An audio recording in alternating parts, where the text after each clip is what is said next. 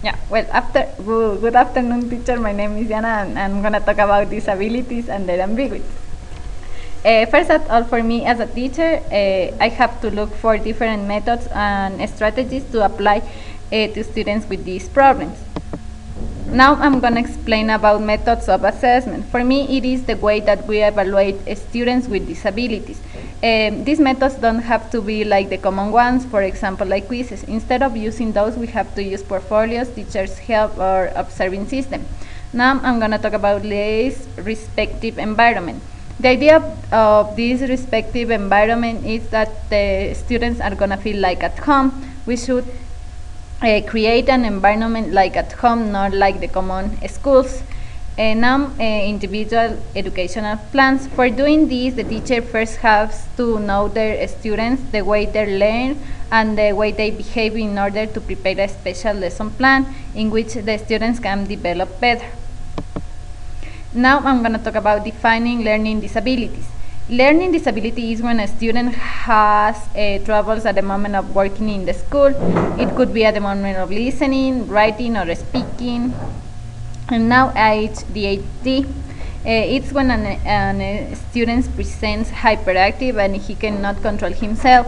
He tends to behave in a bad way.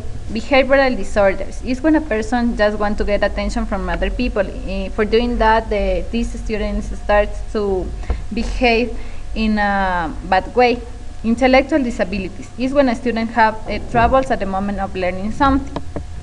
Now I'm going to explain you a little bit about physical disabilities. Hearing loss, it's when a person have difficulties for hearing sounds. As a result of this, the person cannot communicate in a good way. The symptoms or this illness or this disability is that the person is delayed in language skills, for example, in written and oral skills, and also he tends to isolate himself.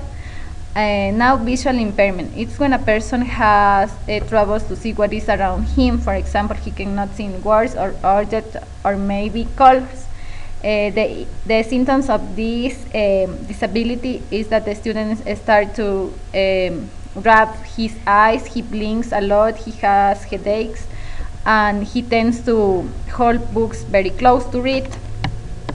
Finally, I can say that as future teachers, we have to know that sometimes we're going to work with the students with disabilities, and it's important for us to know the way they behave and how we can help them to have control of the class. Thank you.